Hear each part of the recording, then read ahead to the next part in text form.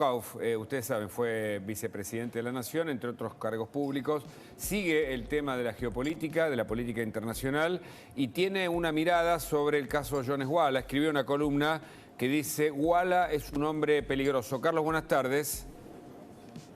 ¿Qué tal? Buenas tardes. Sí, efectivamente hoy escribí en Infobae esa columna donde marco la peligrosidad de este sujeto que ha aterrorizado junto a su banda a muchos habitantes del sur argentino y que ahora afortunadamente gracias a los vecinos, esto hay que remarcarlo, son los vecinos los que consiguieron ubicarlo, informar a la policía de la provincia y que sea detenido. Ahora debe ser extraditado a Chile para que cumpla la condena de 6 años de prisión efectiva que la justicia de ese país le ha establecido, y luego esperemos que retorne luego de esa condena a la Argentina y mientras tanto se lo condene, se lo procese por traición a la patria.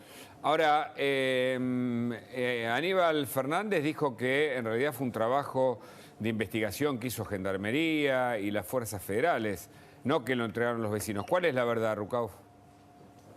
Bueno, yo sé que hace rato que los vecinos vienen denunciando la presencia de este Eso peligroso es cierto. sujeto en la zona cercana a la que fue detenido, y lo que los vecinos comentan, seguramente ustedes tendrán información más precisa que yo, porque no estoy en los medios de comunicación más que como analista, pero yo creo que la policía fue alertada por los vecinos y en todo caso lo importante es que esté detenido, que deje de hacer daño, que sea extraditado y que quede claro que este individuo es sumamente peligroso y que también es peligrosa la RAM y todos aquellos que, invocando una falsa pertenencia a pueblos originarios, reclaman una parte del territorio argentino para convertirlo en otro país y entregarlo seguramente a intereses externos que quieren nuestro gas, nuestra agua, nuestra riqueza en esa zona del mundo, y al mismo tiempo recordar que lo mismo ocurre con Evo Morales, que en el norte argentino pide la puna argentina que tiene litio para que se integre en una nación aymara. Tenemos en el norte y en el sur entonces personas peligrosas, hay que estar atentos. ¿Por qué el gobierno argentino no se expresó así como lo hizo el gobierno chileno, que además pidió la extradición de Jones Walla? Ayer Patricia Bullrich dijo en este canal que hay un trámite ya realizado y que puede utilizarse para evitar la demora en el traslado, en el cumplimiento de la pena ante la justicia chilena de Jones Walla. ¿Por qué no se expresó el gobierno? De algún modo, a ver, que Rafael Bielsa haya estado presente como embajador en Chile, no sé si a favor de Jones Walla, pero sí con una intervención, que su abogada sea la ex ministra de la Mujer, Elizabeth Gómez Alcorte, indica que hay un gobierno que no tiene claro qué posición tomar con este tema. Bueno, en general ustedes saben que mi posición es que no hay un gobierno. Ah, Esta es una estructura que tiene idas y vueltas porque es un triunvirato y van tironeando de un lado para el otro, pero está muy claro que desde el área específica que tienen que ocuparse de esa cuestión, hubo una actitud de no solamente protección, convalidación a aquellos que ocupaban lugares, que aterrorizaban a los vecinos, que esta gente, estos pseudo mapuches, han recibido mercaderías, han recibido apoyo de la Dirección de Asuntos Indígenas. Realmente lo que ha hecho el gobierno en ese tema es un desastre más de los tantos a los que nos tiene acostumbrados.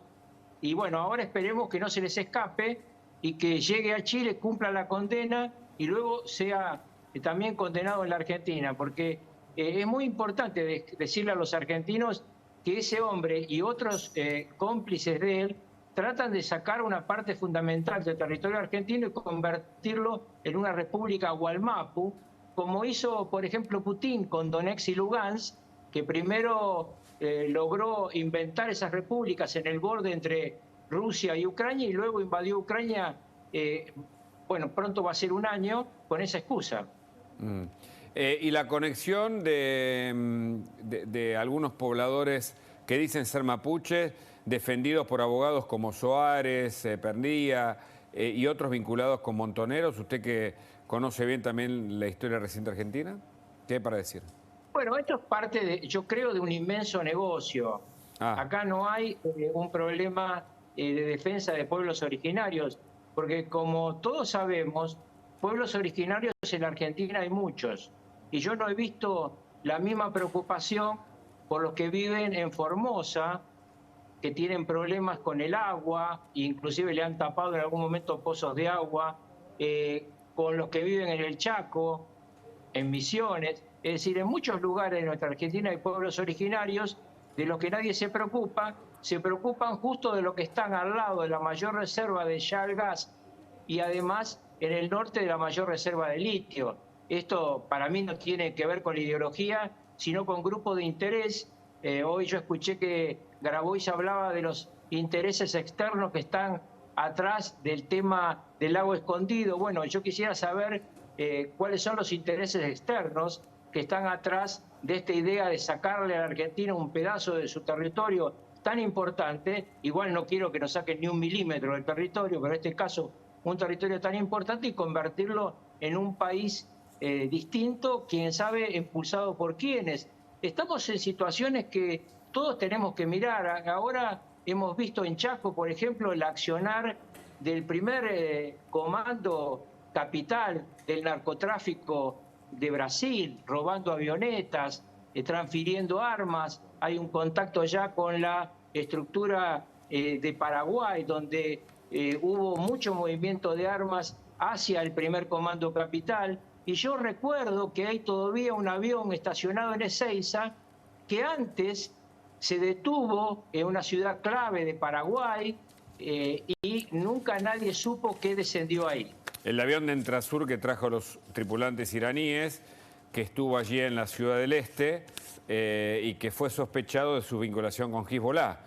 Hezbollah, la organización terrorista vinculado con el atentado de la Embajada de Israel, al menos también dicen que formó parte de la inteligencia en el caso del atentado a la AMIA. Y recordemos, para dejar un dato al pie, que Esteban Ibar Pérez Corradi, autor intelectual del triple crimen de Forza, de Vini y de Ferrón, estuvo bajo la protección de un hombre de Hezbollah allí en la Triple Frontera, ¿no? Un lugar donde reside gran parte del terrorismo de esta zona del mundo. Sí, ahí en la Triple Frontera no solamente se ha armado mucho movimiento de armas, es un lugar de recaudación de Hezbollah. Y en un mundo donde tenemos cada vez más tensa la situación en Medio Oriente, siempre las respuestas de los grupos que están en inferioridad de condiciones frente a otro rival suelen buscarse en otros lugares del mundo con debilidad. Entonces yo creo que el tema de este grupo terrorista narco que opera en San Pablo, un grupo terrorista narco que vale la pena también decir, ha sido acusado por la revista Bella, una revista brasilera muy importante, como que ha lavado dinero del Partido de los Trabajadores, es decir, del partido del actual presidente de Brasil. Entonces a mí me parece que Argentina tiene que estar muy alerta en su política exterior, en su política de defensa, en su política de inteligencia, proteger nuestro territorio y cada vez que se capture un delincuente hacer lo que hay que hacer y no como hace el señor Grabois, defender a un delincuente sin ningún argumento, incurriendo, en mi opinión, en los mismos problemas que tiene este delincuente con el artículo 214 del Código Penal, que pena gravemente a aquel que trabaja para disolver una parte del territorio nacional. ¿Usted conecta a Jones Walla con Grabois por este reclamo o por este extremismo de ambos en el tema tierras? Bueno, es que Grabois ha dicho que es un pobre muchacho, inocente.